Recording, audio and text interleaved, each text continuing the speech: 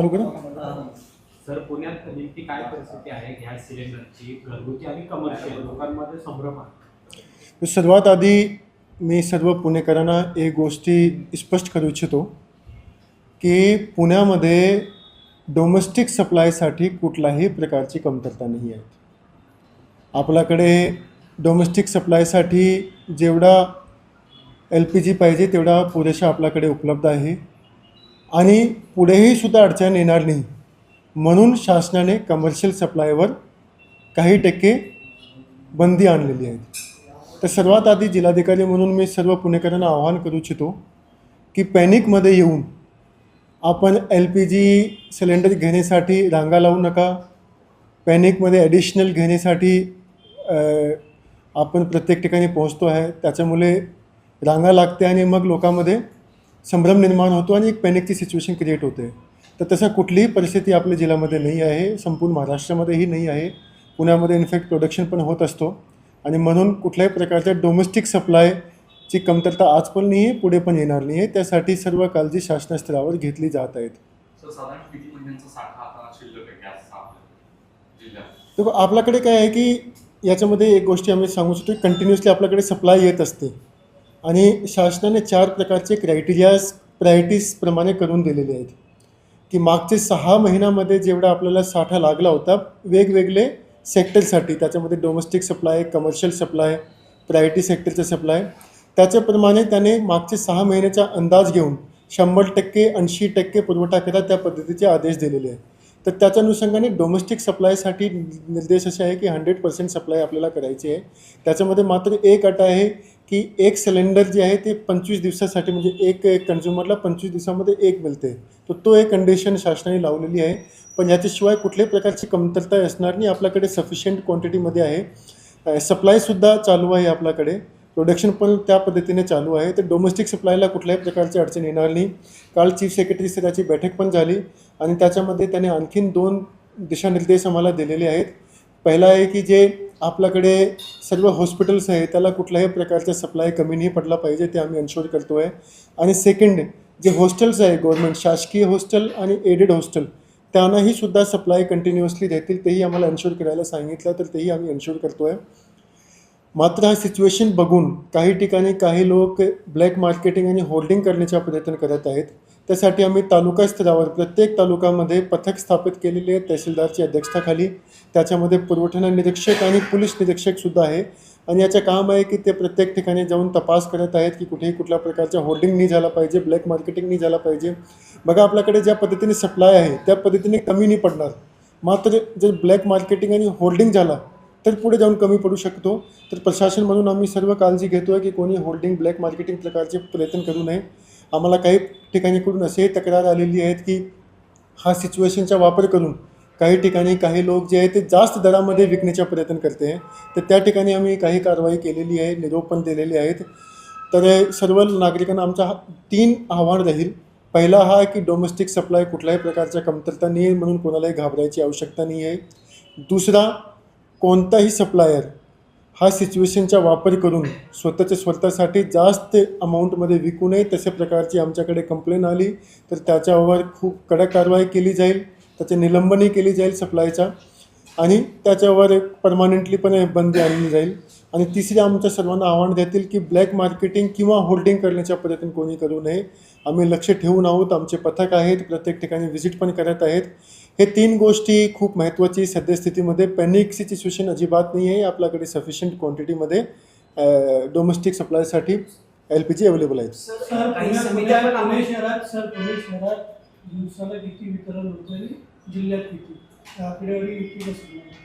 आणि आम्ही प्रत्येक दिवशीचा आकडासुद्धा आम्ही उपलब्ध करण्याची सुरुवात आजपासून करत आहोत की आपण आधी किती सप्लाय करत होतो आणि आता किती सप्लाय करत आहोत.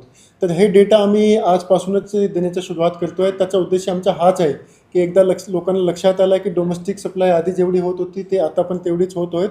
तर हळूहळू ते सिच्युएशन आहे ते कंट्रोलमध्ये येऊन जातील. पण मी वारंवार हे सांगतो आहे की डोमेस्टिक सप्लायमध्ये कुठल्याही प्रकारचा तुटवडा येऊ नये म्हणूनच प्रशासनाने हा प्रोएक्टिव्हली जे कमर्शियल सप्लाय आहे त्याला 80% आणलेलं आहे, जेणेकरून डोमेस्टिक सप्लाय जे आहे त्याला पुढे कुठल्याही प्रकारची अडचण येणार नाही. कमर्शियलमध्ये त्याने प्रायोरिटी सेक्टर डिसाईड करून दिलेले आहे. 4 प्रायोरिटी सेक्टर आहे. पहिला प्रायोरिटी सेक्टर आहे तो आहे डोमेस्टिक सप्लाय. तर डोमेस्टिक सप्लायबद्दल स्पष्ट दिशानिर्देश आलेले आहे 9 मार्चच्या आदेशामध्ये, की मागचे 6 महिन्यामध्ये जेवढा आपण सप्लाय केला होता तेवढा सप्लाय 100% त्यांना मॅच करून पुढे पण करायची आहे. मग त्याच्यानंतर सेकंड कॅटेगरी आहे, थर्ड कॅटेगरी आणि फोर्थ कॅटेगरी आहे. त्याच्यामध्ये पहिल्या कॅटेगरीमध्ये फर्टिलायझरचा उल्लेख आहे, पुढची कॅटेगरीमध्ये टी मार्केटसाठी जे आहे त्याचा उल्लेख आहे, मग इंडस्ट्रीयलचा उल्लेख आहे, मग कमर्शियल रेस्टॉरंटचा उल्लेख आहे. तर त्याच्यामध्ये असं नमूद केलेलं आहे की सध्याचे साठा मागचे 6 महिन्याचा जे साठा सप्लाय केला होता त्याच्या 80% सप्लाय त्याने पुढे करायचे आहे. तर या पद्धतीचा हा नियोजन आहेत. मात्र पुढे डोमेस्टिक सप्लायला कुठल्याही प्रकारच्या अडचण येऊ नये म्हणून आपण हा 20% शासनाने कमी करण्याचा निर्णय कमर्शियलबद्दल घेतलेला आहे. जिल्हा स्तरावर समित्या स्थापन केल्यात, महाराष्ट्र शासनाने देखील आदेश काढले. त्या समित्या ती पथकं नेमकं काय काम करतायत ब्लॅक मार्केटिंग रोखण्यासाठी? तुम्ही स्वतः लक्ष ठेवून आहात सगळ्यावरती. किती समित्या आहेत आणि जिल्हाभरात समित्या आहेत? याच्यामध्ये आपण प्रत्येक तालुक्यामध्ये पथक गठीत केलेले आहे. त्या पथकामध्ये तहसीलदार आहे, पुरवठा निरीक्षक आहे, पोलीस निरीक्षक आहे. हा लोकांचा काम आहे की ज्या ठिकाणी आपल्याकडे प्रोडक्शन होत असतो आणि सप्लाय होत असते त्या ठिकाणी व्हिजिट करायचे आणि त्या ठिकाणी नियमाप्रमाणे सर्व काम चाललेलं आहे का त्या बघायचे. ते सर्व ठिकाणी जाऊन ते व्हिजिट करत आहेत. 3-4 ठिकाणी कारवाई पण झालेली आहे, ते आम्ही सांगू इच्छितो. आम्हाला परवा 3 ठिकाणी ब्लॅक मार्केटिंगचा प्रकार होतो तसे आम्हाला निरोप मिळाले होते. एक दोंडमध्ये झाला होता, एक लोणी कालबोलच्या एक परिसरामध्ये झाला होता आणि अजून एक ठिकाणी झाला होता पिंपरीतर्फे. तर त्या ठिकाणी जाऊन आमचे पथकाने कारवाई पण केलेली आहे. आणि मुख्य हाच आहे की ब्लॅक मार्केटिंग आणि होल्डिंग थांबवणे हे आमच्या पुढे मुख्य काम असणार आहे. कारण हा वस्तुस्थितीचा वापर करून काही लोक जे आहेत तशा प्रकारचे गैरकृत्य करू शकतात. तर तसा होऊ नये, त्याच्यामुळे आपला जे गॅस सप्लाय आहे ते कमी होऊ नये त्यासाठी आम्ही लक्ष ठेवून आहोत. त्याच्यामध्ये 3 प्रकार आम्ही जे कायदा आहे कन्झ्युमर ॲक्ट खाली पण आहे आणि आमच्या सप्लाय ॲक्ट खाली पण आहे. आम्ही सर्वात आधी तर त्याचं जे गॅस सिलेंडर आहे ते जप्त करतो. त्याचा जे लायसन्स आहे ते निलंबित होतो वितरकाचा. आणि त्याच्यानंतर त्याच्यावर आम्ही सध्या हा परिस्थिती बघता त्याच्यावर गुन्हा पण दाखल करण्याच्या सूचना दिलेल्या आहेत. जनरली प्रोसेसमध्ये आमचे 2च गोष्टी असतात, निलंबन करणे आणि त्याचा गॅस सिलेंडर जप्त करणे आणि मग त्याची हिअरिंग घेऊन त्याच्या अनुषंगाने त्याच्यावर फाईन टाकणे, पुढची कारवाई करणे. पण हा केसमध्ये आम्ही गुन्हा दाखल पण करण्याची सूचना दिलेली आहे. त्यांच्या अवेअरनेस होत नाही कारण ते पोहोचत नाही लोकांपर्यंत ते सर्व व्यवस्थित. त्याच्यासाठी काय करणार आहात? कारण बऱ्याच ठिकाणी आता पोलीस संरक्षणाची पण त्यांनी मागणी केली. आमची काल जे IOCL, BPCL, SPCL जे मुख्य सप्लायर्स आहे त्याच्यासोबत काल संध्याकाळी मीटिंग झाली होती.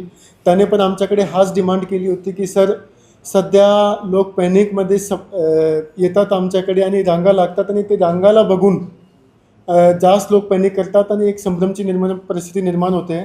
तर त्या लोकांनी आम्हाला हाच रिक्वेस्ट केली होती की आमच्याकडे आपण थोडासा पोलीस बंदोबस्त दिला तर त्याचा वापर करून आम्ही लोकांना कंट्रोल करू शकतो. तर मी कालच SP साहेबांना आणि बाकी लोकांना सूचना दिलेली आहेत. जे मुख्य आपले सप्लाय पॉईंट्स आहेत त्या ठिकाणी आम्ही पोलीस बंदोबस्त देतो आहे. त्याचा मुख्य काम हाच राहतील की लोकांना सांगायचे की आपल्याला पॅनिकमध्ये येऊन कुठल्याही प्रकारच्या रांगा लावायची आवश्यकता नाही आहे. डोमेस्टिक सप्लाय सर्वांना OTPद्वारे सध्या मिळते. तर ते OTPद्वारे जे आपला आला की त्याच्यानंतर त्यांना मिळून जातील. मध्ये हे पॅनिक क्रिएट झाल्यामुळे काही लोकांचे OTP आले तरीसुद्धा त्यांना सप्लाय झाला नाही, अशाही गोष्टी झालेली आहेत. पण ते आम्ही कालच आमची बैठक झाली. ज्या लोकांचे OTP आले आहे ज्याचा ते 25 दिवसाचा कालावधी संपलेला नाही आहे त्याने येणारे 2-3 दिवसामध्ये रुटीनप्रमाणे डोमेस्टिक सप्लायचे सिलेंडर मिळून जातील.